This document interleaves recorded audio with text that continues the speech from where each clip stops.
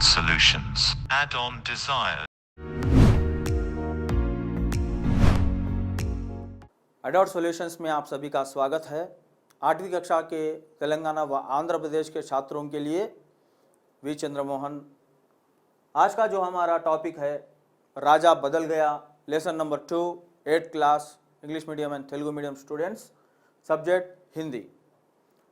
तो राजा बदल गया, ये जो शीर्षक है, राजा बदला, राजा क्यों बदला, राजा कैसे बदला, राजा को किसने बदला। ये घटना एक पूर्वी काल का है, यानी उस जमाने का है जब राजाएं किसी दूसरे देश के राज्यों पर हमला करते थे अपने पूरे सैनिक दलों को लेकर। वहां पर जाते समय एक घटना घटी, उस घटना के आधार पर एक कहानी एक अच्छा मैसेज देती है, आपको एक सीख देती है कि राजा का जो व्यवहार था, प्रारंभिक व्यवहार था, उसमें और अंत में क्या बदलाव है। और एक लड़के ने, मेन कैरेक्टर, मुख्य पात्र राजेश नामक एक 14 वर्षीय लड़का, उसने किस प्रकार राजा के उन सारे गुणों को बदल दिया। एक छोटी सी घटना, एक छोटी सी बात तो वो जानेंगे हम इस लेसन में, और इससे संबंधित 2 प्रश्न भी होंगे, वो सब मैं आपको समझाऊंगा। लेकिन मैं आपसे अनुरोध करता हूं, इसे श्रद्धापूर्वक सुनने की कोशिश कीजिए, क्योंकि समय अमूल्य है। आपके परीक्षाएं भी सीधा आने वाले हैं, उसके लिए भी आपका ये जो वीडियो आपको बहुत लाभदायक होगा। तो हमारा विषय आरंभ करते हैं हमारे स्लाइड प्रेजेंटेशन के साथ, जो कि इस प्रकार है। राजा बदल गया। हमारे व्यवहार से हमारे स्वभाव का पता चलता है, राजा का स्वभाव कैसे था, अपने शब्दों में लिखिए। इससे पूर्व मैं आपको एक प्रेजेंटेशन के साथ एक नोट दूंगा, जहां पर आपको कुछ लिखूंगा। राजा बदल गया शीर्षक है, राजा बदल गया, name of the lesson, title. इसमें मुख्य पात्र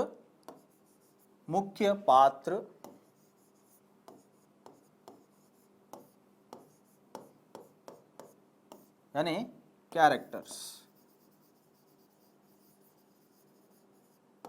कौन है। पहले लड़का यानी राजेश नामक लड़का, राजा, मुनि और सैनिक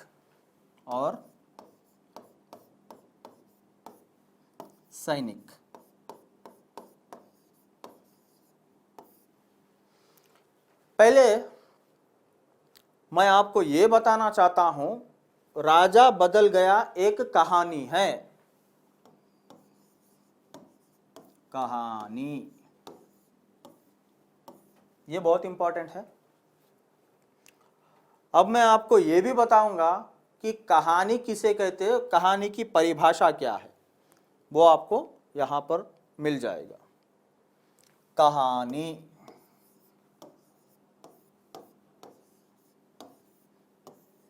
कहानी की परिभाषा यह है, किसी भी घटना, चाहे वो काल्पनिक हो, वास्तविक हो, या कोई किसी भी प्रकार की घटना जो बीत चुकी हो या वर्तमान में हो रहा हो या होने वाला भविष्य को के आधार पर भी हम कहानी लिख सकते हैं।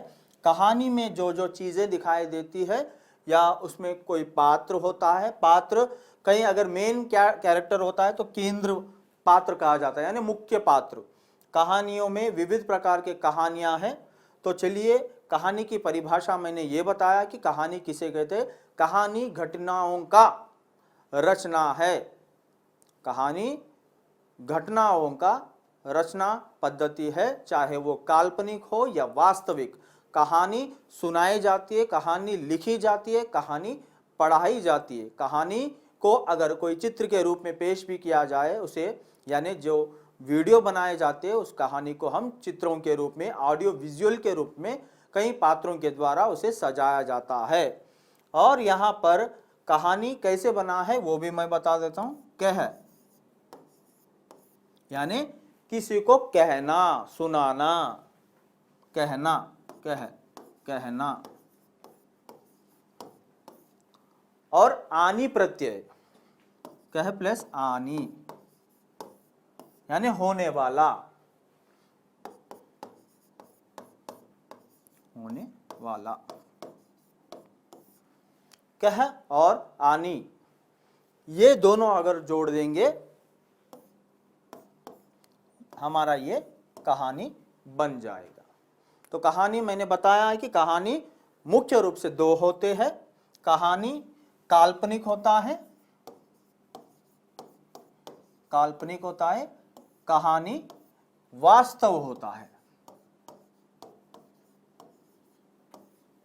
कहानी काल्पनिक होता है, कहानी वास्तव होता है। कहानी कई प्रकार के होते हैं, कॉमेडी होता है, ट्रेजेडी होता है, कई अदृश्य की बातें यानी संघटनाओं को लेकर, कोई घटना को लेकर, किसी जगह से संबंधित रखती है कहानी, किसी क्षेत्र से रखती है, किसी पात्र से रहती है। ऐतिहासिक कहानियाँ भी है, धार्मिक कहानियाँ हैं, कई प्रकार के कहानी है जो आपके मम्मी पापा, डैडी या दादी, दादा, नाना, नानी वो भी सुनाते हैं आपको। रात में जब सोते हो तब आपको एक छोटी सी कहानी सुनाकर आप जब निद्रावस्था में सो जाते तब आपका कहानी का सुनने का मन करता है। कभी कभी आप बोलते हैं दादी माँ मुझे एक कहानी सुना दो, आज मुझे नींद नहीं आ रही है। तो आप कोई अच्छा सा किताब पढ़ते हो, किताबों में भी आप कहानियाँ सुनते हो। तो चलिए आज का जो हमारा लेसन है राजा बदल गया, देखेंगे कि राजा कैसे बदला, राजा को बदलने का जिम्मा कौन था, वो कैरेक्टर, उसका नाम है राजेश। मैं आपको फिर से अपने प्रेजेंटेशन में ले चलूंगा जहां पर आपको दिखाई दे। हमने ये देखा, हाँ ये बिल्कुल कहानी में मुख्य पात्र है राजेश। राजेश एक समय चलता चलता जा रहा था, अचानक उसे एक मुनि से मुलाकात हुई। ऋषि मुनि बोलते हैं ना, उस साधु ने, ऋषि साधु या मुनि साधु, साधु साधु बड़ी की मात्रा, उस साधु ने चलते समय राजा को यानी राजेश को एक सोने का सिक्का मिला। सोने का, मान लीजिए उस समय में 100 रुपए, एक सोने का सिक्का, कॉइन, सोने का सिक्का उस राजेश नामक लड़के को मिला। और उस राजेश नामक लड़के ने जाते जाते अचानक उसे एक ऋषि मुनि साधु से मुलाकात होता है। तो वो साधु से पूछता है, साधु जी ये सिक्का आप रख लीजिए। साधु बोलता है ये मेरे लिए, हम लोगों के लिए नहीं है, हम सात्विक जिंदगी जीते हैं, सादगी में रहते हैं, ईश्वर भगवान की प्रार्थना ध्यान मगन में रहते हैं, हमें इससे कोई नाता जोता नहीं है, क्योंकि हमें इसे ज़रूरत ही नहीं।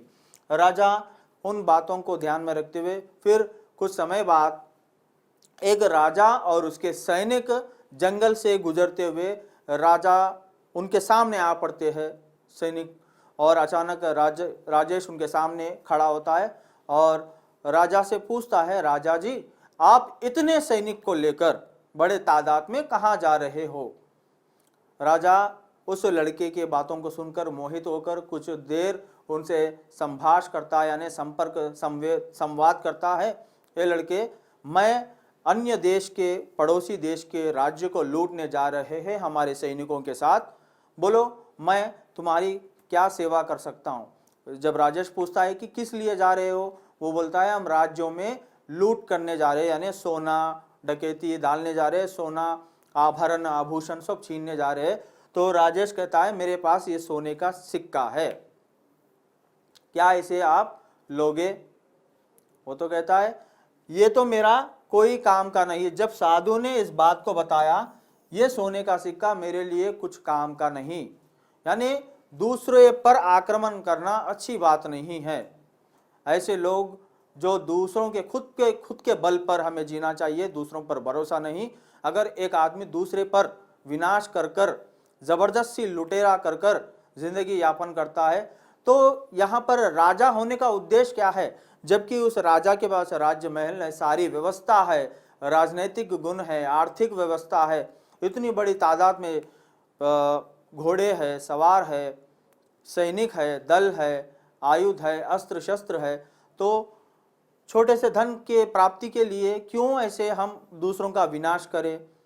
इस लड़के के बातों को सुनकर, राजेश के बातों को सुनकर राजा आश्चर्यचकित हो जाते हैं और बड़े ही प्रसन्नता से उदास भी होकर कहते हैं, राजेश, तूने एक छोटी बात, एक छोटी घटना जो साधु के साथ उनका व्यवहार हुआ था, साधु कहते हैं ये सोने का सिक्का हमारे लिए ज़रूरत नहीं है। और वो राजेश, तो आप ये सोना धन लूटने जा रहे हो, तो मैं जो सिक्का मुझे मिला है सोने का, जो साधु ने नहीं लिया, मैं आपको देना चाहता हूँ, इससे आप संतुष्ट हो जाइए। एक छोटे से लड़के ने जिसके पास कुछ नहीं है और वो सोने की कीमत, टके की कीमत है, यानी लाखों हजारों कई गुना पैसों की, वहाँ वो भी छोड़कर वो केवल वो सिक्का वो राजा को देना चाहता है। राजा वो दृश्य देखकर उदास यानी विचलित हो जाता है, सोचता है इस छोटे से लड़के ने मुझे बदल दिया, यानी उसके मन में एक बदलाव आ जाता है कि मैं क्यों ऐसे कर रहा हूँ जबकि मेरे पास भगवान का दिया हुआ सब कुछ यहाँ पर है।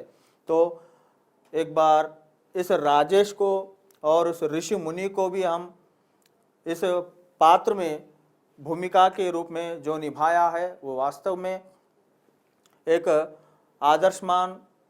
आदर्श का गुण है। ऐसे राजा को बदलने का स्वभाव इस छोटे से लड़के ने, राजेश ने बखूबी निभाया और उस लड़के के व्यवहार से राजा खुश होकर उसे प्रसन्नता पूर्वक गले लगाते हैं। इस प्रकार उस छोटे से लड़के ने, जिसका नाम राजेश है, उसने राजा जी का दिल बदल दिया। अगर हम अपना सोच बदलेंगे तो अपना दिल बदलेगा, दिल बदलेगा तो विचार बदलेंगे। इस प्रकार इस राजेश ने उस साधु की सहायता से, उनकी बातों से प्रभावित होकर उस राजा को भी प्रभावित किया। ऐसा था वो लड़का राजेश, साहसी, धैर्यवान और गुणवान, एकदम तेजस्वी, ओजस्वी कहा जा सकता है। ऐसे गुण वाले राजेश को दिल जीत लिया राजा का, और उसने हम सभी का भी दिल जीत लिया। इतना अच्छा लेसन है, एक अच्छा मैसेज है कि दूसरों की संपत्ति पर छीन लेना या आधारित रहना गलत बात है। हम खुद अपने बलबूते पे खड़ेंगे, हमें जो कुछ भगवान ने दिया है उसमें हम संतुष्ट रहेंगे, और किसी पर मार काट पीड़ा पहुंचाना गलत बात है।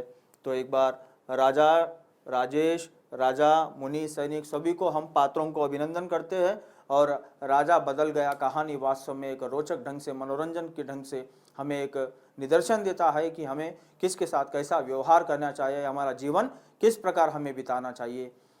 और ये लेसन को आपके सामने रखने के लिए अडॉट सॉल्यूशंस ने हमें ये मौका दिया।